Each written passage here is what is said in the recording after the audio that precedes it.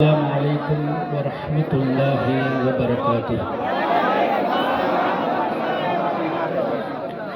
نحمده ونصلي ونسلم على رسوله الكريم، اما بعد فاعوذ باللہ من الشیطان الرجیم، بسم اللہ الرحمن الرحیم۔ ان الدین عند اللہ الاسلام، قال النبي سيدنا محمد رسول الله صلى الله عليه وسلم، المرء مع من أحب، أو كما قال عليه الصلاة والسلام۔ غوث اعظم بمن بے سر و ساما مدد، قبلہ دی مدد، کعبہ ایما مدد، یا صاحب الناہور کل ناصر، فی السمع والاعضاء وحسن الباصر، وبطول عمر لا بعمر قاصر، یا مجمع الخیرات عبد القادر رضی اللہ عنہ۔ معزز سادات اعظام، علماء کرام، میرے محترم بزرگوں، دوستوں، بھائیوں اور پردے میں رہ کر سننے والی ماں اور بہنوں، حضرات یہ کیسا عشق ہے، یہ کیسا پیار ہے۔ ان کی بارگاہ میں خراج عقیدت پیش کرنے کے لیے جو جلسے کا اہتمام کیا گیا ہے، اس میں لب کشائی کا اللہ نے مجھے موقع عطا فرمایا۔ اس ضمن میں میں صاحب سجادہ کا مشکور ہوں، اور تمامی سادات علماء کرام اور آپ تمامی حضرات کا بھی مشکور ہوں۔ اللہ تعالیٰ سے دعا ہے کہ اللہ تعالیٰ اپنے حبیب صلی اللہ علیہ وسلم کے صدقے میں مجھے حق کہنے کی توفیق عطا فرما۔ ہم سب مسلمانوں کو اللہ تعالیٰ حق سن کر حق کو قبول کرنے کی اور اس پر عمل کرنے کی توفیق عطا فرما۔ معزز سامعین، بالخصوص میرے علماء کرام سے گزارش ہوگی، ماشاءاللہ آپ کے یہاں کا انداز دیکھ کر بڑی خوشی ہوئی۔ پھر شاعر اسلام، ظاہر شاعروں کی بات ہی الگ ہوتی ہے، فصاحت، بلاغت، پھر ائمہ، علماء، ان حضرات کے سامنے لب کشائی میرے لیے زیب نہیں دیتا۔ اسی لیے میں یہ گزارش بالخصوص علماء کرام سے کروں گا کہ میری بول چال میں اگر کوئی خامی نظر آئے تو درگزر کر دے۔ اس کی وجہ یہ ہے کہ میں اہل زبان نہیں ہوں، میری زبان اردو نہیں ہے، پھر بھی کوشش ہے کہ اردو زبان میں کچھ عام فہم انداز میں ضروری باتیں آپ حضرات کے سامنے کر دی جائیں۔ معزز سامعین، گفتگو شروع کرنے سے پہلے میرا بھی دل کیا کہ میں بھی کچھ اشعار پیش کروں، لیکن میں اس طرح کا ثنا خوانوں میں سے نہیں ہوں۔ بس یہی ہے کہ اللہ تبارک و تعالی سیدی اعلیٰ حضرت امام احمد رضا رحمۃ اللہ علیہ کے صدقے میں حضور علیہ الصلوۃ والسلام کے ثنا خوانوں میں قبول فرما لے۔ سیدی اعلیٰ حضرت کا کلام آپ کے سامنے، اس کے کچھ اشعار پیش کروں گا، ضرور آپ تمامی حضرات کو یاد ہوگا، ہو سکے تو ساتھ بھی دیجیے گا، پھر انشاءاللہ گفتگو بھی کی جائے گی۔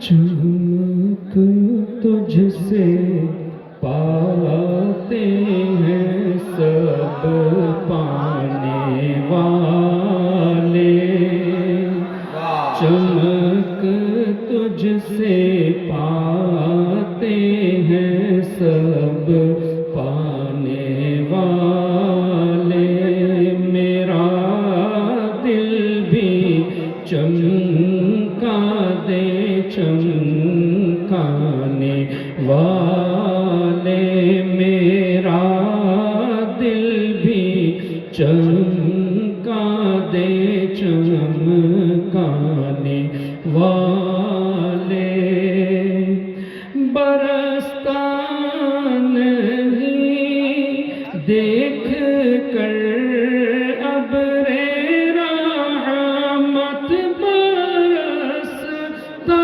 نہیں دیکھ کر ابر رحمت، بدوں پر بھی برسا دے، برسا والے، ماشاءاللہ، ماشاءاللہ۔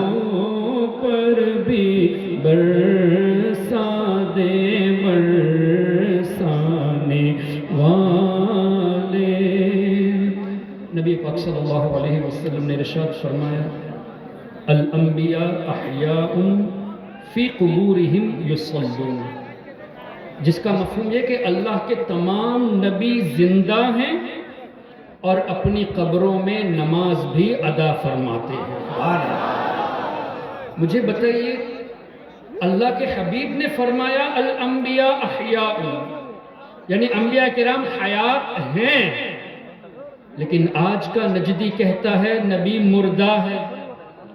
جملوں پر غور کرے، حضور کی حدیث بیان کرتے ہیں، قرآن کریم آپ کے سامنے پیش کرتے ہیں، اور حضور کی حدیث کے خلاف ہی اپنا موقف بھی ظاہر کرتے ہیں.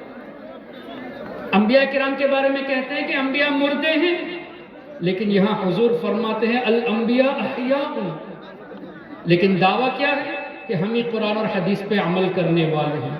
ایسے لوگوں سے بچنے کی ضرورت ہے. تو اعلیٰ حضرت امام اہل سنت نے اس طرح کی احادیثوں کو رکھ کر ہی یوں فرمایا تو زندہ ہے واللہ، تو زندہ ہے واللہ، تو زندہ ہے واللہ، تو زندہ ہے واللہ، میرے چشمے عالم سے چھپا جانے والے، میرے چشمے عالم سے چھپ جانے والے. پھر مزید نبی پاک صلی اللہ علیہ وسلم نے ارشاد فرمایا، اور یہ حدیث پاک بخاری شریف میں صرف آپ کو 5 یا 6 جگہوں پہ ملے گی. واللہ یعطی انما انا قاسم، جس کا مفہوم یہ کہ اللہ دیتا ہے اور میں ہی بانٹنے والا ہوں. لیکن نجدیوں کا ترجمہ کیا ہے؟ اللہ دیتا ہے، میں تو خالی بانٹنے والا ہوں. I am just a distributor. یہ نہیں ہے ترجمہ، حسر ہے. انما انا، اللہ دیتا ہے، میں ہی بانٹنے والا ہوں. سبحان اللہ. اور امام احمد ابن حنبل رحمۃ اللہ علیہ، جو 4 ائمہ میں سے ایک امام، جن کے بارے میں آتا ہے کہ 10 لاکھ حدیثیں ان کو یاد تھیں. اور سیدی اعلیٰ حضرت نے اپنی ایک کتاب میں، اور اسی طرح شیخ شاہ ولی اللہ محدث دہلوی رحمۃ اللہ علیہ نے الانصاف میں تحریر فرمایا کہ امام احمد ابن حنبل کی بارگاہ میں ایک شخص آئے اور پوچھا کہ حضرت، کسی کو اگر 1 لاکھ حدیثیں یاد ہوں تو کیا وہ حدیث سے مسائل کا استنباط کر سکتا ہے؟ تو امام احمد ابن حنبل نے فرمایا لا، 1 لاکھ جس کو حدیثیں یاد ہو وہ بھی مسائل حدیث سے ڈیرائیو نہیں کر سکتا، استنباط نہیں کر سکتا. لیکن آج کا غیر مقلد 10-15 حدیثیں یاد کر کے حدیث سے مسائل بتانے لگے ہیں. پھر امام احمد ابن حنبل سے سوال ہوا کہ حضور، کسی کو 2 لاکھ حدیثیں یاد ہو؟ تب بھی فرمایا لا. پھر سوال 4 لاکھ تک پہنچا، فرمایا لا، اب بھی وہ استنباط نہیں کر سکتا. جب سوال پہنچا کہ حضور اگر کسی کو 5 لاکھ حدیثیں یاد ہو، تب بھی ہاں نہیں فرمایا، ارجو فرمایا، امید ہے کہ وہ مسائل استنباط کر سکے. کون؟ جس کو 5 لاکھ حدیثیں یاد ہو، اس پر امید رکھی گئی ہے، کنفرم سے نہیں بتایا گیا. لیکن آج کا غیر مقلد 10, 15, 20 حدیثوں کو رٹ کر یہ مسائل بتانے لگے ہیں. کتنی غلط بات ہے. تو امام احمد ابن حنبل رحمۃ اللہ علیہ، جن کو قریب 10 لاکھ حدیثیں یاد تھی، انہوں نے یہ حدیث نقل کی واللہ یعطی انما انا خازن. بخاری شریف میں کیا ہے؟ انما انا قاسم. اور مسند امام احمد ابن حنبل میں انما انا خازن، بے شک اللہ دیتا ہے، میں ہی خزانچی ہوں. سبحان اللہ. سبحان اللہ. میں ہی خزانچی ہوں. دوسری روایت میں ہی تقسیم کرنے والا ہوں. اور اس پر کافی دیر گفتگو کی جا سکتی ہے، لیکن میں اس کو سمیٹنا چاہتا ہوں. سیدی اعلیٰ حضرت نے جب یوں فرمایا لا ورب العرش جس کو جو ملا ان سے ملا. لا ورب العرش 2 مرتبہ قسم بھی کھائی ہے. بہت اچھا، لا ورب العرش، بہت اچھا. جس کو جو ملا ان سے ملا. بٹتی ہے کونین میں نعمت رسول اللہ کی. تو فوراً شرک کے فتوے آ گئے، جبکہ یہ حدیث کے مطابق ہے. اور حضور نے یوں بھی تو فرمایا اوتیت مفاتیح خزائن الارض. زمین کے ایک خزانے کی ایک چابی نہیں، علماء موجود ہیں. مفاتیح چابیاں، خزائن خزانے، جتنے خزانے ہیں ان خزانوں کی جتنی بھی چابیاں ہیں سب کے سب میرے ہیں. اوتیت مفاتیح خزائن الارض. تو حدیث کی روشنی میں سیدی اعلیٰ حضرت نے فرمایا. اور اس کو اور آسان لفظوں میں سرکار مفتی اعظم ہند سیدی مصطفیٰ رضا خان رحمت اللہ علیہ نے فرمایا، بتا دے کوئی کسی اور سے بھی کچھ پایا. بتا دے کوئی کسی اور سے بھی کچھ پایا. جسے ملا جو ملا وہ ملا مدینے سے. اور وصل مولا چاہتے ہو تو وسیلہ ڈھونڈ لو. بے وسیلہ نجدیو ہرگز خدا ملتا نہیں. اس پر بھی شرک کے فتوے آئے. تو ہم ان نجدیوں کو انہی کی کتاب سے حوالہ دینا چاہتے ہیں. ابن تیمیہ جس کو امام الوہابیہ کہا جاتا ہے، اور یہ میں خاص کر اس جلسے میں اس لیے بیان کرتا ہوں کہ ہمارا یہ دعویٰ ہے کہ الحمدللہ کوئی بھی سنی مسلمان آتنکواد ہرگز نہیں ہے. اور جو آتنکواد ہے وہ وہابی ضرور ہوگا. اب جتنے بھی آرگنائزیشن ہیں، آئیسس کو دیکھ لیجئے وہابیوں کا ہے، بردرہڈ کو دیکھ لیجئے وہابیوں کا ہے. تو جماعت اسلامی غیر مقلد وہابی یہی لوگ آتنکواد ہے. سنی ہرگز آتنکواد نہیں. تبھی تو آج مسلمان تو مسلمان ہندو بھی غریب نواز کے دربار پہ حاضری دیتا ہے، حاجی علی کے دربار پہ حاضری دیتا ہے. کیوں؟ یہ بھی جانتے ہیں کہ یہ آتنکوادیت کو نہیں پھیلائے بلکہ پیس پروموٹرز ہے. اللہ اکبر. تو ابن تیمیہ کا شاگرد ابن قیم الجوزیہ، اس کی ایک کتاب ہے زاد المعاد. اس وقت کتاب میرے موبائل میں موجود ہے، اسکرین شاٹ. عربی میں بھی ہے، اردو میں بھی ہے، انگلش میں بھی ہے. کتاب کا نام ہے زاد المعاد. آتھر ہے ابن القیم الجوزیہ جو ابن تیمیہ کا اسٹوڈنٹ ہے. زاد المعاد میں فضائل جمعہ پر ایک باب ہے، اس میں درود پاک کا ایک چیپٹر ہے. اور اسی چیپٹر میں لکھتا ہے کہ اللہ تعالیٰ نبی پاک صلی اللہ علیہ وسلم کے کسی بھی امتی کو دنیا میں اور آخرت میں، صرف دنیا کا تذکرہ نہیں، دنیا میں اور آخرت میں جو کچھ بھی اللہ دیتا ہے حضور کے ہاتھوں سے عطا فرماتا ہے. سبحان اللہ. اے وہابیو، تمہارے امام کی کتاب ہے. ابن القیم جوزیہ تمہارا امام ہے. اعلیٰ حضرت کی نہیں مانتے، کم سے کم اپنے امام کی بات مان لو اور تسلیم کر لو کہ اعلیٰ حضرت نے جو کہا وہ صحیح کہا ہے، اس لیے کہ حدیث کی روشنی نے فرمایا ہے. اب ابن قیم جوزیہ نے کیا کہا؟ دنیا میں اور آخرت میں. اسی کو تو کونین کہا گیا ہے. اب دیکھیے اعلیٰ حضرت نے کیا فرمایا. لا ورب العرش، جس کو جو ملا ان سے ملا. بٹتی ہے کہاں؟ کونین میں، دنیا میں اور آخرت میں. بٹتی ہے کونین میں نعمت رسول اللہ کی. اللہ اکبر. تو کیا پتا چلا؟ ہم جو کچھ بھی پاتے ہیں، کھاتے ہیں، پیتے ہیں، صحت، تندرستی، بلکہ ایمان، یہ سب حضور ہی کا صدقہ ہے. تو سب کو یہ ملا حضور کا صدقہ. اور الحمدللہ سنی مسلمان حضور کا کھا کر حضور کا گیت بھی تو گاتے ہیں.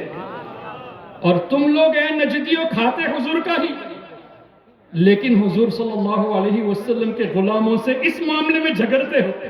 تبھی تو اعلیٰ حضرت نے فرمایا تیرا کھائے تیرے غلاموں سے الجھے، تیرا کھائے تیرے غلاموں سے الجھے، ہے منکر عجب کھانے غرانے والے، ہے منکر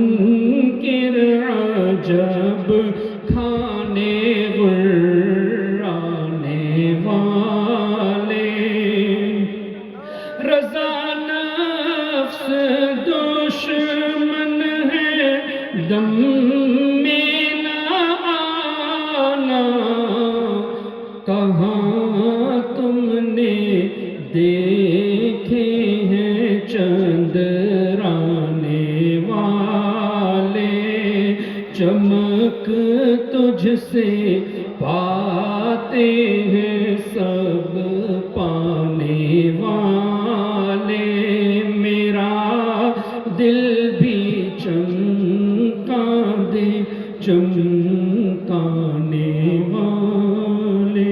اللہم صلی علی سیدنا و مولانا محمد وعلی آلہ وصحبہ وبارک وسلم۔ معزز سامعین، سب سے پہلے تو میں آپ تمامی حضرات کو مبارکباد پیش کرتا ہوں کہ اللہ تبارک و تعالی نے آپ کے دلوں کو پسند فرمایا کہ آپ اللہ کے ولی سے محبت کریں، اور الحمدللہ ہمارے بزرگوں کا صدقہ ہے، ان کا فیضان ہے کہ جو بھی بات بولتے ہیں دلیل کے ساتھ بولتے ہیں۔ ماشاءاللہ۔ اب یہ میں نے صرف دعویٰ کر دیا کہ آپ کے دلوں کو اللہ نے چن لیا ہے اپنے نیک بندوں سے محبت کرنے کے لیے، اس پر قرآن کریم کی آیت شاہد ہے، ان الذین آمنوا وعملوا الصالحات سیجعل لهم الرحمن ودا، سورہ مریم، جس کا مفہوم یہ کہ اللہ فرماتا ہے بے شک جو اللہ کے نیک بندے ہیں اللہ تعالیٰ ان کے لیے لوگوں کے دلوں میں محبت پیدا فرما دیتا ہے۔ اور اسی آیت کریمہ کی تفسیر میں آپ کو یہ حدیث ملے گی، اور صحیح مسلم میں یہ حدیث موجود ہے، جس کا مفہوم یہ کہ نبی پاک صلی اللہ علیہ وسلم نے ارشاد فرمایا جب اللہ کسی بندے کو محبوب رکھتا ہے تو سیدنا جبریل امین کو ندا دیتا ہے، فرماتا ہے اے جبریل I love so and so، میں فلاں کو محبوب رکھتا ہوں، تم بھی ان سے محبت کرو، اور اللہ کے حکم سے جبریل امین محبت کرنے لگتے ہیں۔ پھر حدیث پاک کے اگلے جملے اس طرح کہ جبریل امین علیہ السلام آسمان میں فرشتوں کے درمیان اعلان فرماتے ہیں کہ اے فرشتوں، فلاں بندے کو اللہ نے محبوب رکھا، میں بھی محبت کرتا ہوں، تم بھی محبت کرو۔ اور حدیث کے اگلے جملے حضور علیہ السلام نے فرمایا اس طرح کہ اللہ تعالیٰ دنیا والوں کے دلوں میں اس بندے کی محبت ڈال دیتا ہے۔ اب مجھے بتائیے سیدنا امام اعظم امام ابو حنیفہ رحمۃ اللہ علیہ سے آپ سب محبت کرتے ہیں کہ نہیں؟ بے شک، کیا کہہ رہے ہیں؟ سیدنا امام مالک، امام شافعی، امام احمد ابن حنبل کتنے سال ہو گئے؟ امام اعظم کو قریب 1300 سال ہو گئے، امام مالک کو قریب 1250 سال، امام شافعی کو قریب 1200 سال، اسی طرح امام احمد ابن حنبل کو، اور سیدنا سرکار پیر پیرا میر میرا شاہ جیلا سیدنا سرکار غوث اعظم شیخ عبد القادر جیلانی رضی اللہ عنہ کو قریب 900 سال، خواجہ غریب نواز کو 811 سال۔ کیا پتہ چلا؟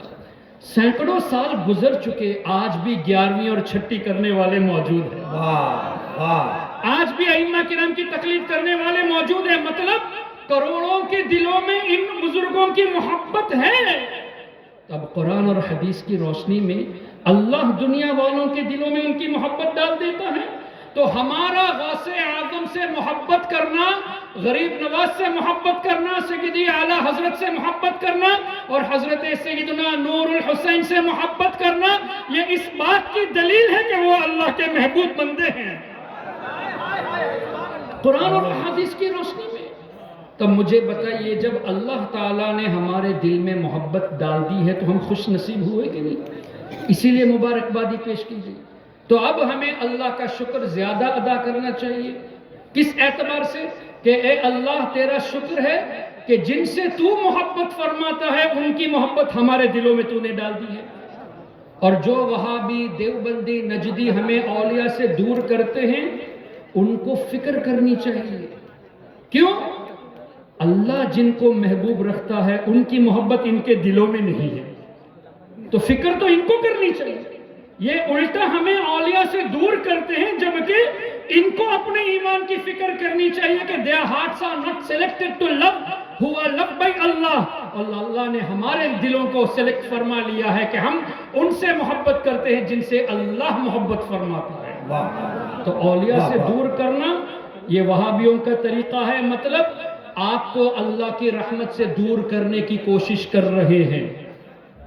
پھر دوسری روایت حدیث کی روشنی میں سیدنا امام جلال الدین سیوطی شافعی رحمۃ اللہ علیہ، جن کے بارے میں آتا ہے کہ تقریباً 5 لاکھ حدیثیں ان کو یاد تھی، اور امام سیوطی کے بارے میں یہ بھی آیا ہے کہ تقریباً 75 مرتبہ 75 ٹائمز نبی پاک صلی اللہ علیہ وسلم کا بیداری کے عالم میں دیدار کیا۔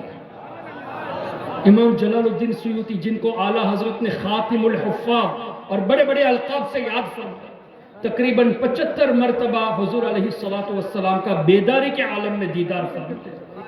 ان کی کتاب الجامع الصغیر میں یہ حدیث موجود ہے، ذکر الانبیاء عبادہ، اللہ کے نبیوں کا ذکر کرنا یہ بھی عبادت ہے، کار ثواب ہے۔ اب کیا پتہ چلا قرآن کی روشنی میں؟ وَاذْكُرْ فِي الْكِتَابِ مُوسیٰ، اللہ نے فرمایا میرے نبی موسیٰ کو یاد کرو۔ تو نبیوں کو یاد کرنا یہ اللہ کے حکم سے ہوا، جب اللہ کے حکم پر عمل کیا جائے تو ثواب ملے گا، یعنی کار ثواب عبادت ہو۔ وَاذْكُرْ فِي الْكِتَابِ اسماعیل، اللہ نے فرمایا میرے نبی اسماعیل کو یاد کرو۔ وَاذْكُرْ فِي الْكِتَابِ ابراہیم علیہ السلام کو یاد کرو۔ کیا پتہ چلا نبیوں کو یاد کرنا یہ عبادت ہے۔ محترم، جب انبیاء کرام کو یاد کرنے کا حکم قرآن کریم میں اور ان کی یاد سے ہمیں ثواب ملتا ہے، تو امام الانبیاء نبی پاک صلی اللہ علیہ وسلم کا تذکرہ کرنا یہ کتنی بڑی عبادت ہے۔ کیا کہنے، نعرہ تکبیر، نعرہ رسالت، فیضان بخاری، علماء اہل سنت، عرس مبارک۔ اب اسی حدیث کے اگلے جملے، ذکر الانبیاء عبادہ وذکر الصالحین کفارہ، او کما قال علیہ الصلوۃ، اللہ کے نیک بندوں کی یاد منانا، ان کا ذکر کرنا یہ گناہوں کا کفارہ ہے، کمپنسیشن فار the sins۔ ذکر الصالحین کفارہ، مجھے بتائیے گناہ کا کفارہ کب بنے گا؟ رحمت ہوگی تبھی نا۔ تو آج کی اس گیدرنگ میں ہم اللہ کے نیک بندوں کو یاد کرتے ہیں، اس کا مطلب اللہ نے ہمارے دلوں میں ایک تو ان کی محبت ڈال دی، یہ اللہ کا کرم، اور دوسرا یہ کہ ان کے ذکر کے صدقے میں اللہ ہمارے گناہوں کو بھی معاف فرماتا ہے، اور اللہ اپنی رحمتوں کا نزول ہم پر فرماتا ہے۔ تو اولیاء کرام کی مجلس سے دور کرنا ان وہابیوں کا جو کام ہے، یہ رحمت کے ذریعے سے ہمیں دور کرتے ہیں، رحمت سے دور کرنے کی کوشش، جو بات گناہوں کا کفارہ بن جاتی ہے اس سے دور کرنے کی کوشش کرتے ہیں۔ تو کیا پتہ چلا وہابیوں سے دور رہنا اس لیے بھی ضروری ہے کہ جن کے ذریعے، جن اسباب کے ذریعے اللہ تعالیٰ اپنے رحمتوں کا نزول فرماتا ہے، ان میں سے اللہ کے اولیاء بھی ہے، اور ان اولیاء سے دور کرنے کی ہمیں کوشش کرتے ہیں۔ تیسری بات، اللہ کے حبیب صلی اللہ علیہ وسلم نے ارشاد فرمایا، اور یہ حدیث پاک آپ کو قرآن کریم کی تقریباً تمام تفاسیر میں مل جائے گی۔ سورہ بقرہ آیت نمبر 252، وَلَوْلَا دَفْعُ اللَّهِ النَّاسَ بَعْضَهُمْ بِبَعْضٍ لَفَسَدَتِ الْأَرْضِ، جس کا مفہوم یہ کہ اگر اللہ تعالیٰ بعض انسانوں کے ذریعے دوسروں کی بلاؤں کو دور نہ فرماتا تو زمین ہلاک ہو جاتی۔ یہ نص قرآن ہے، وَلَوْلَا دَفْعُ اللَّهِ النَّاسَ بَعْضَهُمْ بِبَعْضٍ، ناس کا ذکر ہے، بَعْضَهُمْ بِبَعْضٍ، کیا پتا چلا کہ اللہ ہی مشکلوں کو دور کرنے والا ہے، لیکن اللہ ہی نے بندوں کو سلیکٹ فرمایا کہ ایک بندہ دوسرے کی مشکل کو دور کرے۔ یہ تو قرآن سے ثابت ہے۔ تو جو لوگ یہ کہتے ہیں کہ اولیاء مدد نہیں کر سکتے، یہ تو قرآن کے خلاف گئے۔ کیوں؟ وَلَوْلَا دَفْعُ اللَّهِ النَّاسَ بَعْضَهُمْ بِبَعْضٍ، اگر ایسا نہ ہوتا تو لَفَسَدَتِ الْأَرْضِ، زمین ختم ہو جاتی۔ اس آیت کریمہ کی تفسیر میں تمام مفسرین کو اٹھا لیجئے، اور خاص کر حافظ ابن کثیر کی تفسیر، کیوں؟ وہ بھی ابن تیمیہ کا شاگرد ہے۔ تو ہماری کوشش یہ ہوتی ہے کہ ہم غیر مقلد وہابی نجدی کے سامنے انہی کے امام کا ریفرنس دیتے ہیں، تاکہ یہ پتہ چلے کہ اے نجدیو، تم ہمیں اس بات پر اگر مشرک کہتے ہو تو اپنے امام کو بھی مشرک کہو۔ یہ ہرگز وہ نہیں کہیں گے۔ اگر ہمیں مشرک کہتے ہو تو ابن کثیر کو مشرک کہو۔ ابن قیم جوزیہ کو مشرک کہو، کبھی بھی نہیں کہیں گے۔ اچھا پھر مزے کی بات تو یہ ہے کہ حافظ ابن کثیر نے اس آیت کریمہ کے تحت جو حدیثیں نقل کی ہے تو ہم اس کی وجہ سے یہ بھی پیش کرتے ہیں کہ وہابیوں الحمدللہ غلام رضا میں یہ ہمت ہے کہ تمہارا عقیدہ غلط یہ تمہاری کتابوں سے ثابت کریں گے اور ہمارا عقیدہ صحیح یہ بھی تمہاری کتابوں سے ثابت کریں گے۔ واہ واہ واہ، کیا کہنے، نعرہ تکبیر، نعرہ رسالت، فیضان غوث اعظم، اولاد غوث اعظم، اب تمہاری فیضان کتابوں بخاری۔ ابھی تمہاری کتابوں سے ثابت کریں گے۔ آئیے ابن کثیر سے حدیث پاک حافظ ابن کثیر نے نقل کی اسی آیت کریمہ کے تحت، ان اللہ لیدفع بالمسلم الصالح عن 100 اہل بیت من جیرانہ البلاء، جس کا مفہوم یہ کہ بے شک اللہ تعالی اپنے ایک ولی کے سبب، ان اللہ لیدفع بالمسلم الصالح، ایک صالح کے سبب آس پاس رہنے والے 100 گھر کے لوگوں کی بلاؤں سے حفاظت فرماتا ہے۔ ایک ولی کے سبب 100 لوگوں کی نہیں، 100 گھر میں رہنے والے افراد کی بلاؤں سے حفاظت اللہ فرماتا ہے۔ کیا پتا چلا؟ ایک ولی کے سبب 100 گھر کے لوگوں کی حفاظت۔ مان لیں ایک گھر میں 5 لوگ ہیں تو 100 گھر سراؤنڈنگ میں ہے تو 500 لوگ ہوئے۔ ایک ولی کے سبب 500 لوگ بلاؤں سے بچتے ہیں تو یہ اولیاء سبب دفع بلا ہوئے کہ نہیں؟ ان کے ذریعے بلائیں دفع ہوتی ہیں۔ یہ تو حدیث کی روشنی میں نہیں، اور تم کہتے ہو کہ اولیاء دافع البلا نہیں ہے۔ ہمارے آقا فرماتے ہیں ان کے سبب سے بلائیں دفع ہوتی ہے۔ اے وہابیو تمہاری بات کو سنے یا حضور علیہ السلام کی بات کو سنے؟ کیا کہنے۔ اور اسی طرح حافظ ابن کثیر نے اور بھی حدیثیں نقل کی، جن میں سے ایک یہ ہے کہ میری امت میں حضور علیہ السلام نے فرمایا میری امت میں ابدال ہیں، اور ان ابدال کی شان یہ بہم تقوم الارض، یہ جو زمین قائم ہے ان اولیاء کے سبب سے قائم ہے۔ اے نجدیوں، اگر اولیاء سے لوگوں کو دور کرتے ہو تو زمین پہ رہنے کا حق کس نے دیا؟ اس لیے کہ زمین قائم اولیاء کے سبب سے۔ یہ میں نہیں کہتا، ہمارے آقا صلی اللہ علیہ وسلم نے فرمایا بہم تقوم الارض، ان کے ذریعے زمین قائم ہے۔ وَبِهِمْ تُنْصَرُونَ، تمہیں جو اللہ کامیابی دیتا ہے وہ بھی اولیاء کے سبب سے دیتا ہے۔ وَبِهِمْ تُرْزَقُونَ، جو روزی اللہ دیتا ہے اولیاء کے صدقے میں دیتا ہے۔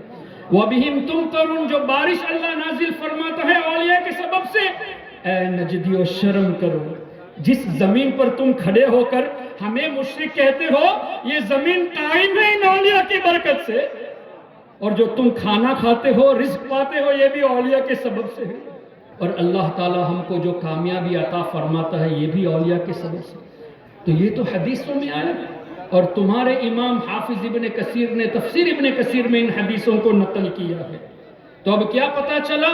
اولیاء کی بارگاہ کے قریب رہنا بلاؤں سے دور رہنے کا سبب ہے، اور یہ اولیاء سے دور کرتے ہیں مطلب ہمیں بلا اتارنے کے لیے یہ کوشش کر رہے ہیں ہمارے اوپر، یہی ہوا، ہم کو مصیبت میں ڈالنے کی کوشش کرتے ہیں۔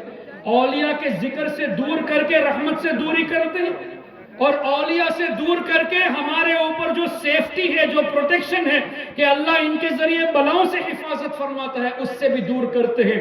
اب مجھے بتائیے قرآن اور حدیث کے نام پر یہ آپ کو اللہ کی رحمت سے دور کرتے ہیں یا نہیں؟ اللہ اکبر۔ چوتھی بات، آپ کے یہاں ماشاءاللہ مزارات ہیں، یہاں بھی حضرت کی بارگاہ ہے، بڑے بڑے بزرگوں کی بارگاہ ہے۔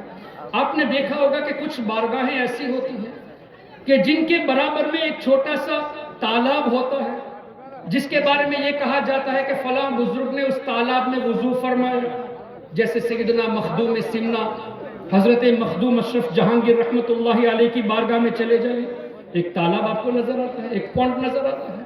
اسی طرح کئی بارگاہیں ایسی ہوتی ہیں کہ وہاں آپ کو ایک کیٹل ملے گی، بتایا جاتا ہے اس کیٹل سے ان بزرگوں نے وضو فرمایا، پانی استعمال فرمایا تو برکت کے لیے رکھی جاتی ہے۔ ہم جب وہاں برکت حاصل کرنے جاتے ہیں تو ہم کو مشرک کہتے ہیں کہ نہیں، بدعتی کہتے ہیں؟ آئیے صحیح مسلم میں یہ حدیث موجود ہے، اور بخاری شریف میں بھی اسی طرح کی حدیث موجود ہے۔ اور قرآن کریم کی تفسیر میں حضرت صالح علیہ السلام کی اونٹنی کا جہاں تذکرہ ہے، ان آیت کریمہ کی تفسیر میں بھی یہ حدیث موجود ہے، تفسیر میں بھی ہے، بخاری شریف میں بھی ہے، مسلم شریف میں بھی ہے۔ حدیث پاک کیا ہے؟ حدیث پاک کا مفہوم کہ ایک مرتبہ نبی پاک صلی اللہ علیہ وسلم کے ساتھ صحابہ کرام رضوان اللہ علیہم اجمعین، اللہم صلی وسلم، کچھ مسئلہ ہے؟ کنارے جو لوگ ٹھیک ہے۔ ڈائز کے بغل میں جو لوگ ہلہ کر رہے ہیں، خدا کے واسطے ذرا سا شانت ہو جائیں آپ۔ ذرا آرام سے۔ اللہم صلی علی سیدنا و مولانا محمد معدن الجود والکرم وآلہ وبارک وسلم۔ اگر مجھ سے تکلیف ہے تو میں بیٹھ جاتا ہوں، لیکن میری وجہ سے لڑیے مت پلیز۔ ایک مرتبہ درود پاک پڑھ لے، اللہم صلی علی سیدنا و مولانا محمد معدن الجود والکرم وآلہ وبارک وسلم۔ بخاری شریف، مسلم شریف اور تفاسیر قرآن میں حدیث کا مفہوم کیا کہ نبی پاک صلی اللہ علیہ وسلم کے ساتھ صحابہ کرام رضوان اللہ علیہم اجمعین تھے، قوم سمود کی بستی سے گزر ہوا، یعنی حضرت صالح علیہ السلام کی جو قوم تھی، اس بستی جہاں وہ رہتے تھے، اس بستی سے گزر ہوئی، اور صحابہ کرام نے کیا کیا؟ وہاں کے کنویں سے پانی لے لیا، آٹا بھی گوندھ لیا، اور روایت کا مفہوم یہ بھی ہے کہ پانی پی لیا۔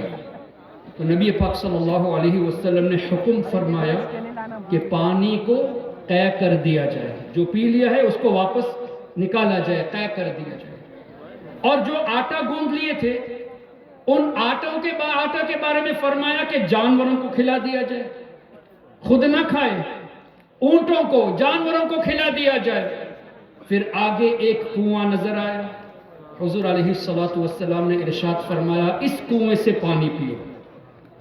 قوم سمود کی بستی سے گزر ہوا، وہاں جب صحابہ کرام نے پانی لیا تو حضور علیہ السلام نے پانی کو پھینکنے کے لیے فرما دیا، اور جو آٹا گوندھ لیا تھا اس کو جانوروں کو کھلانے کے لیے حکم دے دیا۔ اور آگے ایک اور کنواں تھا، وہاں حضور نے فرمایا کہ اس کنویں سے پانی کو لیا جائے۔ سبحان اللہ۔ وجہ کیا؟ حضرت صالح علیہ السلام کی اونٹنی نے اس میں سے پانی پیا تھا۔ صحیح مسلم اور صحیح بخاری کی حدیث ہے، حضرت صالح علیہ السلام کی اونٹنی نے اس کنویں سے پانی لیا تھا۔ اب ہمارے آقا صلی اللہ علیہ وسلم کے دنیا میں آنے سے تقریباً 500 سال پہلے حضرت عیسیٰ علیہ السلام کی ولادت ہوئی تھی، اور پھر اس سے کتنے سو یا کتنے ہزار سال پہلے حضرت صالح علیہ السلام تھے، اللہ بہتر جانے، اللہ کی عطا سے اس کے حبیب صلی اللہ علیہ وسلم بہتر جانے۔ چلو for the sake of argument کم سے کم 1000 سال مان لیتے۔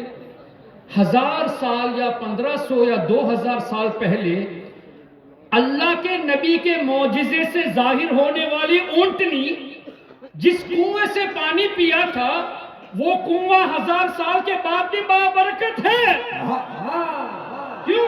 حضور نے فرمایا اس کا پانی پیو۔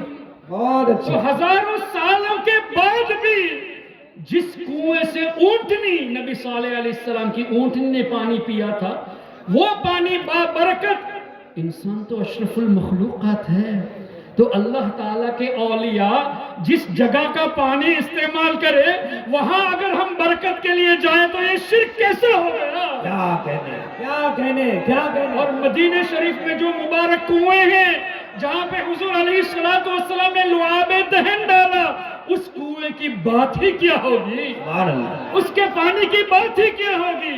اور جو مبارک پانی ہمارے آقا صلی اللہ علیہ وسلم کے مبارک انگلیوں سے ظاہر ہوئے، ان پانی کے برکتوں کا عالم کیا ہوگا؟ محترم حضرات، یہ خالی روایتیں نہیں ہیں، صحیح بخاری میں ہے، صحیح مسلم میں ہے۔ اے نجدیو آؤ، اگر تم حدیث پڑھتے ہو اور سچائی کو لوگوں سے چھپاتے ہو، ہمت ہے تو ہمارے سامنے آؤ، تمہیں ہم بتاتے ہیں کہ حدیث میں کیا لکھا ہے۔ واہ واہ واہ۔ اور اس کی ایک مثال آپ کے سامنے میں یہ پیش کرنا چاہوں گا، یہ بھی صحیح مسلم میں حدیث موجود ہے۔ کیا نبی پاک صلی اللہ علیہ وسلم نے، ایک مثال کے طور پہ پیش کر رہا ہوں، ڈیفرنس ٹو انڈرسٹینڈ، ایک ہی حدیث کو سنی کیسے بیان کرتا ہے اور نجدی کیسے بیان کرتا ہے۔ نبی پاک صلی اللہ علیہ وسلم نے ایک مرتبہ حضرت بلال حبشی رضی اللہ عنہ سے اس طرح پوچھا نا کہ اے بلال، ایسا کون سا آپ عمل کر رہے ہیں کہ میں نے آپ کے قدموں کی آہٹ جنت میں سنی؟ اللہ اللہ اللہ اللہ حدیث کا مفہوم ہے نا؟ اللہ اے بلال ایسا کون سا عمل آپ کرتے ہیں کہ آپ کے قدموں کی آہٹ میں نے جنت میں سنی؟ تو حضرت بلال نے کیا فرمایا؟ یا رسول اللہ صلی اللہ علیہ وسلم، جب بھی تازہ وضو کرتا ہوں تو تحیۃ الوضو پڑھ لیتا ہوں۔ اب یہ حدیث مسلم شریف میں ہے، لیکن دیوبندی نجدی اگر اس حدیث کو بیان کرے گا تو کیا کہے گا؟ دیکھا فضیلت تحیۃ الوضو کی کتنی بڑی فضیلت ہے، ہمیں بھی چاہیے ہم وضو کرے تو 2 رکعت تحیۃ الوضو پڑھ لیا کریں۔ لیکن یہی بات، یہی حدیث کوئی سنی عالم سنائے گا آپ کو تو ایک تو تحیۃ الوضو کی فضیلت بتائے گا، دوسرا یہ بھی بتائے گا کہ زمین سے آسمان کا ڈسٹنس کتنا ہے۔ تفسیر کی روشنی میں 500 سال کا ڈسٹنس ہے، تبھی تو آج تک سائنس آسمان تک پہنچا نہیں۔ 500 سال کی زندگی ہو تب نا، 500 سال تک کا سفر ہے پہلے آسمان کو پہنچنے کے لیے، اور تفسیر کی روشنی میں آسمان کی گہرائی بھی 500 سال۔ تو ایک آسمان کو طے کرنے کے لیے کتنے سال چاہیے؟ نہیں، 500 تو آسمان تک ہے، آسمان کی گہرائی بھی 500 سال ہے، 1000 سال چاہیے ایک آسمان کو طے کرنے کے لیے۔ اب اللہ نے کتنے آسمان بنائے؟ 7 سماوات، 7 آسمان ہیں، تو کم سے کم 7000 سال چاہیے 7 آسمان کو طے کرنے کے لیے۔ اچھا، اس کے کتنے اوپر جنت ہے؟ اللہ بہتر جانے، اس کی عطا سے اس کے حبیب بہتر جانے۔ ہمارے آقا صلی اللہ علیہ وسلم کی سماعت کا یہ عالم ہے کہ حضرت بلال یا تو مکہ شریف میں ہے یا مدینہ شریف میں ہے، اور حضور علیہ السلام ہزاروں سالوں کی مسافت میں ہے، ہزاروں سالوں کے ڈسٹنس میں ہے، جنت میں حضرت بلال کی قدموں کی آہٹ سن رہے ہیں۔ تو سنی عالم آپ کو یہ بتائے گا جس نبی کو اللہ نے ہزاروں سال دوری پر بڑی آواز نہیں، قدموں کی آہٹ سننے کی طاقت دی ہے۔ قدموں کی آہٹ تو چھوٹی ہوتی ہے نا، بڑی آواز نہیں۔ تو آپ یہاں سے اگر حضور علیہ السلام کو پکارے یا رسول اللہ تو حضور نہ سنے، یہ کہاں کی بات ہے؟ نعرہ تکبیر! ذرا ہاتھ اٹھا کر نعرہ تکبیر! اور ذرا پوری طاقت سے نعرہ تکبیر! نعرہ رسالت! عظمت مصطفیٰ! اولاد مصطفیٰ! یہ تو 3-4 ہزار کلومیٹر میل کی بات ہے، وہ تو ہزاروں سال کی بات ہے۔ ہاں، اب یہ نہ کہنا کہ تب حضور علیہ السلام ظاہری زندگی میں تھے تب سنے تھے۔ حدیث میں یہ بھی ہے الانبیاء احیاء، حضور فرماتے ہیں ہم حیات ہیں، نبیوں کی جماعت، تو تم ہوتے کون ہو حضور کو مردہ کہنے والے؟ آؤ حدیث سے بات کرو، تفسیر سے تمہیں چڑ ہے، اعلیٰ حضرت سے چڑ ہے، امام سیوطی سے چڑ ہے، مجدد الفسانی سے چڑ ہے، چلو ڈائریکٹ حدیث ہی سے بات کرتے ہیں، ڈائریکٹ قرآن ہی سے بات کرتے ہیں، ہمت ہے تو سامنے آ جاؤ۔ اب کیا بتا رہا تھا میں؟ اچھا، حضرت بلال رضی اللہ عنہ کیا واحد شخصیت تھے جو مدینہ شریف میں یا مکہ شریف میں چلتے تھے؟ ہزاروں لوگ چلے ہوں گے، ہزاروں کی تعداد میں لوگ چلتے ہوں گے۔ اب حضور نے فرمایا اے بلال تمہاری قدموں کی آہٹ سنی، مطلب حضور علیہ السلام کو یہ بھی خبر ہے کہ یہ آہٹ بلال ہی کی ہے۔ ارے چلنے والے ہزاروں تھے لیکن حضور نے پہچان لیا بلال ہی کی ہے۔ واہ واہ واہ! لیکن کبھی وہاں بھی آپ کو یہ نہیں بتائے گا، کبھی یہ نہیں بتائے گا۔ اچھا، تیسری بات اسی حدیث سے یہ ہے کہ حضور علیہ السلام کو جب اتنا پتا ہے، اتنی دوری سے قدموں کی آہٹ سنے اور بلال ہی کی ہے وہ بھی پہچان لیے، تو سوال کرنے میں حکمت کیا ہے کہ اے بلال ایسا کون سا عمل کرتے ہو؟ تو اس میں حکمت یہ ہے کہ ہمیں حضرت بلال کا مقام پتہ چلے۔ اگر ہمارے آقا پوچھے نہ ہوتے تو حدیث میں تذکرہ نہ ہوتا، حدیث میں تذکرہ ہوا تو تحیۃ الوضو کی فضیلت کے ساتھ ساتھ حضرت بلال کا مقام بھی تو پتہ چلا۔ ارے صرف اتنا ہی نہیں محترم، حضور جانتے تھے کہ کون سا عمل ہے، تبھی تو پوچھا اے بلال تمہارے پاس ایسا کوئی عمل ہے؟ اب بتا دو تاکہ عوام سمجھ جائے کہ کون سا عمل ایسا ہے۔ اچھا، اس پر بھی حدیث صحیح مسلم، حضور علیہ السلام نے فرمایا، علماء موجود ہے میری ضرور اصلاح کرنا کوئی خامی ہو جائے تو، عُرِضَتْ عَلَيَّ اعمال امتی۔ دیکھیں میں دوبارہ ریپیٹ کرتا ہوں، عُرِضَتْ عَلَيَّ عمل امتی کا تذکرہ نہیں ہے، میرے کسی امت کا ایک عمل میرے سامنے پیش کیا گیا یہ نہیں ہے۔ عُرِضَتْ عَلَيَّ اعمال امتی، میری امت کے تمام اعمال میرے سامنے پیش کیے گئے. واہ واہ. ماضی کا صیغہ ہے نا عریدت، پاسٹ ٹینس ہے، یعنی ہمارے آقا آج ہمارا اس علاقے میں جمع ہونا 1400 سال پہلے دیکھ لیا ہے. سبحان اللہ. یہ بھی ہمارا عمل ہے نا. آپ نے کل کیا آج کیا کر رہے ہیں، کل کیا کرنے والے ہیں، ہمارے آقا نے ایڈوانس میں دیکھ لیا. عریدت علی اعمال امتی، صرف آپ لوگوں کا نہیں، پوری امت میں جو بھی حضور کی، ہر کوئی حضور کا امت ہے، انسان بھی حضور کی امت میں سے ہے، جنات بھی ہیں، فرشتے بھی ہیں، جانور بھی ہیں، تو تمام کے اعمال حضور علیہ الصلوۃ والسلام سے پوشیدہ نہیں ہے. اب کوئی یہ کہہ سکتا ہے اگرچہ صحیح مسلم میں ہو سکتا ہے روایت میں ضعف پایا گیا ہو، ان کو تو چاہیے نا کچھ نہ کچھ ڈھونڈنے کے لیے، تو ٹھیک ہے قرآن کریم سے پیش کرتے ہیں. سورہ الانعام آیت نمبر 75، وَكَذَلِكَ نُرِي إِبْرَاهِيمَ مَلَكُوتَ السَّمَاوَاتِ وَالْأَرْضِ. اللہ فرماتا ہے جس کا مفہوم ہے کہ اے حبیب اسی طرح ہم ابراہیم علیہ السلام کو دکھاتے ہیں ملکوت السماوات والارض، پوری کائنات میں جو کچھ بھی ہے وہ ابراہیم علیہ السلام کو دکھایا نہیں ہے. نوری کا لفظ ہے، استمراری ہے، ابھی بھی ابراہیم علیہ السلام کو ہم دکھا رہے ہیں. حضرت ابراہیم علیہ السلام اپنے قبر انور میں آرام فرما رہے ہیں، لیکن پوری کائنات ابراہیم علیہ السلام کی نظروں کے سامنے ہے. اور سیدی اعلیٰ حضرت نے اس پر بڑا پیارا نقطہ ارشاد فرمایا.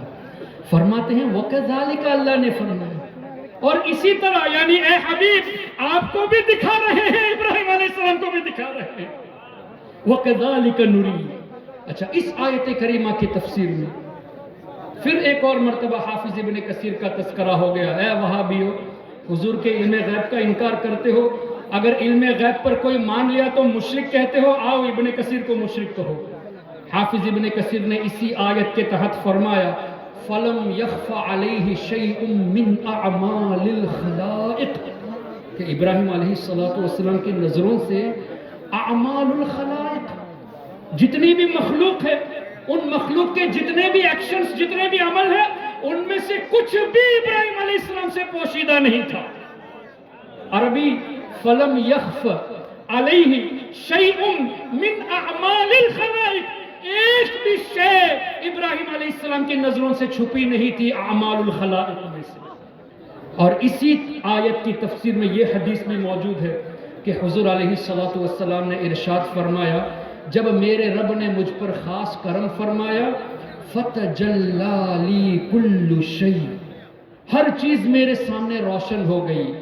لیکن حدیث اسی پر ختم نہیں ہوئی. محترم حضرات، آپ جتنے یہاں ہزاروں کی تعداد میں، میں ایک مجموعی طور پہ دیکھ سکتا ہوں سب کو، لیکن کیا سب کو پہچانتا ہوں؟ آپ میں سے کتنے ایسے ہیں جنہوں نے مجھے پہلی بار دیکھا ہے؟ میں نے بھی آپ کو پہلی بار دیکھا ہے. آگے کیا ہے، آپ کا نام کیا ہے مجھے نہیں معلوم، پیچھے والوں کا نام نہیں معلوم. اگر نام معلوم بھی ہو جائے تو ذات نہیں معلوم، کیفیت نہیں معلوم، آپ کے ارادے نہیں معلوم. میں جانتا ہوں نہیں، پہچان، یعنی دیکھ رہا ہوں، جان نہیں رہا، دیکھ رہا ہوں، پہچانتا نہیں. حضور علیہ السلام نے فرمایا فَتَجَلَّى لِي كُلُّ شَيْءٍ، ہر چیز میرے سامنے روشن ہو گئی. وَعَرَفْتُ، اور میں نے پوری کائنات کی ہر چیز کو پہچان لیا. حضور نے صرف دیکھا نہیں، وَعَرَفْتُ کا لفظ حدیث میں ہے، میں نے سب کو پہچان بھی لیا. اللہ اکبر! کیا پتا چلا کائنات میں کوئی بھی ایسی چیز نہیں جو ہمارے آقا کی نظروں سے اوجل ہو. تبھی تو اعلیٰ حضرت نے فرمایا سر عرش پر ہے تیری گزر، سر عرش پر ہے تیری گزر، دل فرش پر ہے تیری نظر، ملکوت و ملک میں کوئی شے نہیں وہ جو تجھ پہ آیا نہیں. اب مجھے بتائیے یہ قرآن اور حدیث کی روشنی میں ہوا کہ نہیں کہ پوری کائنات کی ایسی کوئی چیز نہیں جو حضور علیہ السلام کی نظروں سے چھپی ہو. اور کوئی غیب کیا تم سے نہا ہو بھلا، ارے جب نہ خدا ہی چھپا تم پہ کروڑوں درود. بہت اچھا، بہت اچھا. تو میں یہ عرض کر رہا تھا کہ سنی اگر کوئی حدیث بیان کرتا ہے تو حدیث میں ہمارے آقا کی شان، صحابہ اہل بیت کی شان، اولیاء کی شان اور عقائد کے نکات بھی بتاتا ہے. یہی حدیث نجدی بیان کرتا ہے تو اسی موضوع پر اپنے نفسانی خواہشات کی وجہ سے اسی پر اکتفا کر کے عقائد کی کوئی بات بھی نہیں بتاتا. This is why we are to be away from the followers of Wahhabism. ہمیں ان لوگوں سے دور رہنے کی ضرورت ہے. یہ حدیث میں نے کب بتائی؟ جب حضرت صالح علیہ السلام کی اونٹنی کا تذکرہ ہوا. تو اونٹنی جس کنویں سے پانی پی تھی اس میں اتنی برکت کے ہزاروں سال کے بعد آج بھی برکت موجود ہے. تو جس کنویں میں نبی پاک صلی اللہ علیہ وسلم نے اپنا لعاب دہن ڈالا، جس کنویں سے اولیاء کرام نے پانی استعمال کیا، اس پانی میں کیا برکتیں نہیں ہوگی؟ اور حضور علیہ السلام کی مبارک انگلیوں سے جو پانی جاری ہوا اس پر تو محدثون نے فرما ہی دیا کہ یہ پانی زمزم سے بھی افضل ہے. کیوں؟ آب زمزم حضرت اسماعیل علیہ السلام کے قدموں کی برکت سے ہے، اور یہ پانی حضور علیہ السلام کے مبارک انگلیوں سے نسبت رکھتی ہے. تبھی تو اعلیٰ حضرت نے فرمایا نور کے چشمے لہرائے دریا بہیں، انگلیوں کی کرامت پہ لاکھوں سلام. اور آگے یوں بھی تو فرمایا، کیا ہے وہ؟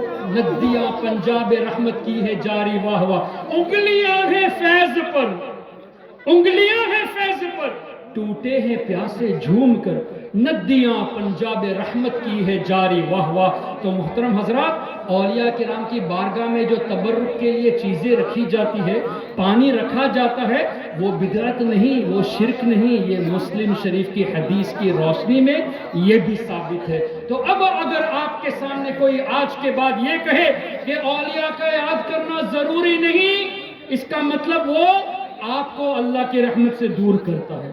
اگر کوئی یہ کہے کہ اولیاء کے قریب رہنے کی ضرورت نہیں، تو بلا اور مصیبت سے دور رہنے کے ذریعے سے آپ کو دور کر رہا ہے. اگر کوئی یہ کہتا ہے کہ اولیاء دافع البلا نہیں، تو وہ زمین پہ رہنے کا حق بھی نہیں رکھتا. زمین بھی قائم اولیاء کے سبب سے. وہ روزی کھانے کا بھی حق نہیں رکھتا، اس لیے کہ روزی بھی اللہ تعالیٰ اولیاء کے سبب سے عطا فرماتا ہے.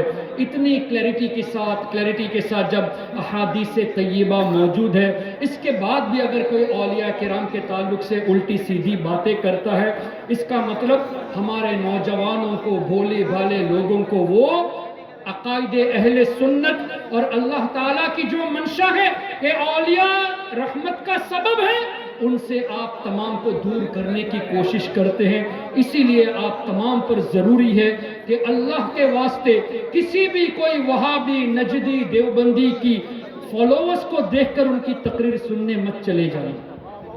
فالوورز چاہے لاکھوں کی تعداد میں ہو، ہمیں دیکھنا ہے اگر کسی کا 10 فالوور ہو کوئی بات نہیں، ایمان مضبوط ہے تو وہی ہمارا قائد ہے. فالوورز کو ہرگز مت دیکھیں. یہ مت سوچنا طارق جمیل کے اتنے سارے فالوورز ہیں، طارق مسعود کے اتنے سارے فالوورز ہیں، انجینئر مرزا کے اتنے سارے فالوورز ہیں. ارے فالوورز کو مت دیکھو، یہ دیکھو کہ اس کے دل میں عشق مصطفیٰ ہے یا نہیں. وہ حدیث پاک کو کس طرح آپ کے سامنے پیش کرتا ہے، یہ چیز دیکھو. اور ایک بات ہمیشہ ذہن میں رکھیں، اولیاء کے خلاف بولنے والا وہ شیطان کا ویپن استعمال کرنا، شیطانی ہتھیار استعمال کرتا ہے. دلیل چاہیے؟ حضرت آدم علیہ السلام کو جب اللہ نے پیدا فرمایا تو حکم دیا نا فرشتوں کو، وَإِذْ قَالَ رَبُّكَ لِلْمَلَائِكَةِ إِنِّي جَاعِلٌ فِي الْأَرْضِ خَلِيفَةً. پہلے تو اللہ نے فرمایا کہ اے فرشتوں، میں زمین پر اپنا نائب بنانے والا ہوں. کہاں پر نائب بنانے والا اللہ؟ زمین پر. دلیل انی جاعل فی الارض خلیفہ. تو آدم علیہ السلام کے پیدا ہونے سے پہلے زمین کا تذکرہ ہو گیا تو زمین پر تو آنا ہی ہے. لیکن وہاں بھی کیا کہتے ہیں؟ معاذ اللہ، انہوں نے گناہ کیا تبھی زمین پر آئے. یہاں تو آدم علیہ السلام کی تخلیق سے پہلے زمین کا تذکرہ ہو گیا تو زمین پر تو آنا ہی تھا. تو گناہ انبیاء کرام کی طرف منسوب کرنا یہ بہت بڑی جہالت ہے. پھر اللہ وہ رب ہے، اس نے وَعَصَىٰ آدَمُ رَبَّهُ فَغَوَىٰ فرمایا. اور عربی کے ایک ایک جملے کے کئی معنی ہوتے ہیں، لیکن اللہ نے یہ بھی تو فرمایا فَنَسِيَ وَلَمْ نَجِدْ لَهُ عَزْمًا سورہ طٰہٰ میں کہ آدم علیہ السلام ہمارے حکم کو بھول گئے تھے، انہوں نے جان بوجھ کر وہ فعل نہیں کیا. رب فرماتا ہے انہوں نے جان بوجھ کر نہیں کیا تو گناہ نہیں ہوا. تم کہتے ہو کہ گناہ کیا. ہم تمہاری بات کو مانے یا اللہ تبارک و تعالیٰ کی بات کو مانے؟ پھر زمین میں آنے سے پہلے زمین کا تذکرہ موجود ہے تو آنا ہی تھا. اللہ اکبر. پھر اللہ نے کیا فرمایا وَإِذْ قُلْنَا لِلْمَلَائِكَةِ اسْجُدُوا لِآدَمَ فَسَجَدُوا إِلَّا إِبْلِيسَ، تمام فرشتوں نے آدم علیہ السلام کو سجدہ تعظیمی کیا سوائے کس نے نہیں کیا سجدہ؟ کیا وہ فرشتہ تھا؟ تو حکم تو فرشتوں کو ہے. فَسَجَدَ الْمَلَائِكَةُ كُلُّهُمْ أَجْمَعُونَ إِلَّا إِبْلِيسَ، تو ابلیس کا تذکرہ کیوں ہوا؟ تو مفسرون فرماتے ہیں ابلیس فرشتہ نہیں ہے، لیکن چونکہ فرشتوں کے ساتھ گل مل کے رہتا تھا، فرشتوں کو پڑھاتا بھی تھا، اس لیے اس حکم کے زمرے میں ابلیس بھی شامل ہو گیا تھا. اب ابلیس نے کیا کہا؟ یا اللہ میں کیوں سجدہ کروں گا؟ خلقتنی من نار وخلقتہ من طین، تو نے مجھے آگ سے پیدا کیا اور آدم علیہ السلام کو مٹی سے. انا خیر من، میں ان سے بہتر ہوں. اور یہی قاسم نانوتوی نے تہذیب الناس میں لکھا کہ امتی کبھی کبھی عمل میں نبی کے برابر ہو جاتا ہے، کبھی نبی سے بڑھ جاتا ہے. تو یہ قاسم نانوتوی کو ذہن دینے والا ابلیس ہے. انا خیر من، نبی سے بہتر کہنا یہ ابلیس کا قول ہے.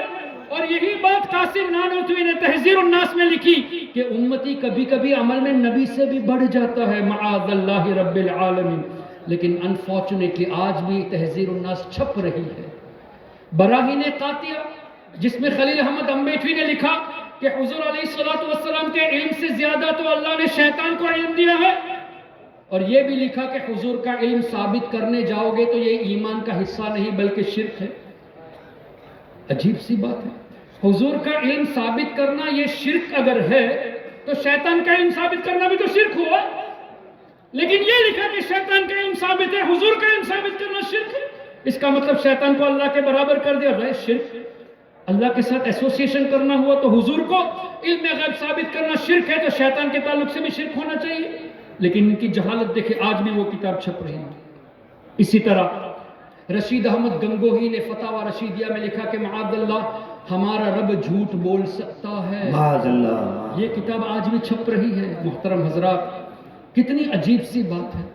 عرب علماء کے درمیان جب دیوبندی جاتا ہے تو المحند پیش کر کے کہتا ہے ہمارے عقائد تو وہی ہے جو آپ کے عقائد ہیں.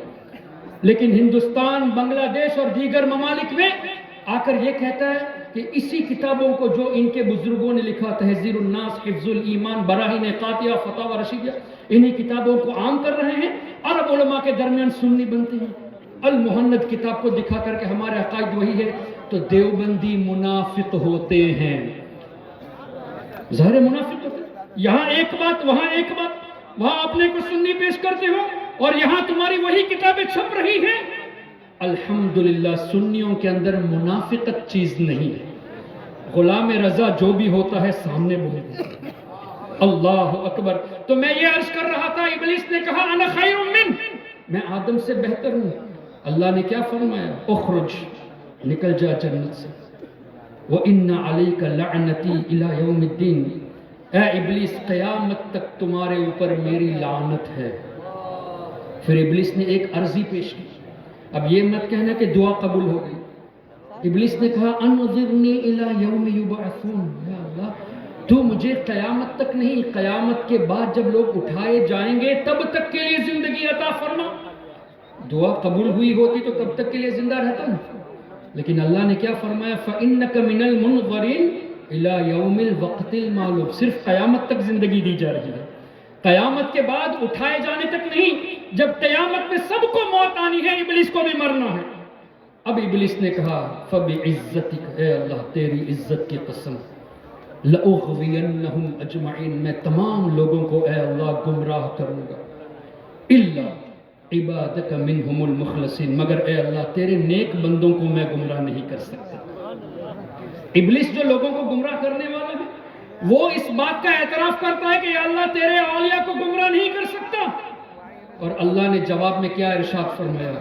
ان عبادی لیس لک علیہم سلطان، بے شک اے ابلیس میرے جو نیک بندے ہیں وہ میری حفاظت میں ہے، تمہارا ان کے اوپر داؤ نہیں چلے گا. اب یہ کنفرم ہو گیا کہ اولیاء کرام اللہ تعالیٰ کے فضل سے محفوظ ہیں، پروٹیکٹڈ ہیں. اب ہمیں ہمارا ایمان بچانا ہے تو ہم عام کامن لوگوں کی طرف راغب ہو یا ان لوگوں کی طرف راغب ہو جن کو اللہ نے حفاظت میں رکھا ہے. تو ہمارا ایمان ہم کو بچانا ہے تو اولیاء کرام سے نسبت رکھنا ضروری ہے. یہ بھی قرآن کریم سے یا ایھا الذین آمنوا اتقوا اللہ وکونوا مع الصادقین، اے ایمان والو اللہ سے ڈرو اور سچوں کے ساتھ ہو جاؤ. تو کیا پتہ چلا ایمان کو بچانا ہے تو اولیاء کرام کے ساتھ رہو. اب ان کا ایمان ہی نہیں ہے اسی لیے تو اولیاء سے دور کرتے ہیں. تو اب اولیاء کرام سے دور کرنا ہی ایمان کی سیکیورٹی کو لوز کرنے کا ذریعہ ہے. اولیاء کرام ایمان کے لیے سیکیورٹی ہے، حفاظت ہے. تو اولیاء سے دور کریں گے تبھی وہ سیکیورٹی لوز ہوگی تو آسانی سے ایمان لوٹ لے گا. یہی وجہ ہے سب سے پہلی جو وار ہوتی ہے وہابیوں کی طرف سے وہ ہوتی ہے کہ مزارات پہ جانے کی ضرورت کیا ہے، نیاز کرنے کی ضرورت کیا ہے، بزرگوں کے وسیلے کی ضرورت کیا ہے. اس طرح کی باتیں ذہن میں ڈال کر اولیاء سے رفتہ رفتہ دور کرتے ہیں. جب دور کریں گے تو ایمان لوز ہو جائے گا. جب ایمان کی سیکیورٹی لوز ہو جائے گی تو ایمان آسانی سے شیطان لوٹ لے گا. تو ان کی چال پر ہرگز نہیں آنا. ہمارے بزرگوں کے سائے میں رہو. اللہ تبارک و تعالیٰ آپ سب کو اور ہم سب کو نبی پاک صلی اللہ علیہ وسلم کی سچی اور پکی محبت نصیب فرمائے. اللہ اپنے نیک بندوں کے سائے میں ہمیں ہمیشہ رکھے، صرف دنیا میں نہیں آخرت میں بھی نیک بندوں کے سائے میں رکھے. یہ بھی قرآن سے ہے. حضرت یوسف علیہ السلام کی دعا ہماری تعلیم کے لیے، توفنی مسلمہ والحقنی بالصالحین. اللہ کا نبی ہمیشہ نبی ہوتا ہے، قبر میں بھی نبی، جنت میں بھی نبی. تو ایمان ہی پر تو دنیا سے جائیں گے بلکہ ان کے صدقے میں ہمیں ایمان نصیب ہوتا ہے. لیکن حضرت یوسف علیہ السلام نے ایمان پر موت کی دعا کر کے ہمیں تعلیم دی کہ ہر وقت ایمان کی حفاظت کے لیے دعا کرنا. اور نبی سے بڑھ کر صالح کون ہے؟ لیکن فرمایا وَأَلْحِقْنِي بِالصَّالِحِينَ، یا اللہ صالحین سے ملا دے. ہمارے لیے تعلیم ہے کہ ہمیشہ صالحین کے ساتھ رہنے کی دعا کرنی چاہیے. یہی وجہ ہے کہ جب کبھی آپ دعا کریں کہ یا اللہ میری بخشش فرما، یا اللہ مجھے روزی عطا فرما، میرے بچوں کو صحت عطا فرما، والدین کو صحت عطا فرما، ساتھ میں یہ بھی دعا کرنا کہ یا اللہ ایمان والی موت نصیب فرما، نیک بندوں کے ساتھ ملا دے. تو اللہ سے دعا ہے کہ ان بزرگوں کے صدقے میں ہم سب کو اللہ تعالیٰ ایمان ہمارا مضبوط فرما دے. اور میری ایک یہ بھی دعا ہے، آپ سب بھی آمین کہہ دے. اللہ تعالیٰ ہمیں ایمان والی زندگی، ایمان والی موت اور موت کے وقت سرکار غوث اعظم کا دیدار نصیب فرمائے. سبحانک اللہم و بحمدک، اشہد ان لا الہ الا انت، استغفرک و اتوب الیک. السلام علیکم ورحمۃ اللہ وبرکاتہ. ماشاءاللہ. حیدر کا لال فاطمہ زہرا کا نین ہے، یعنی رسول پاک کی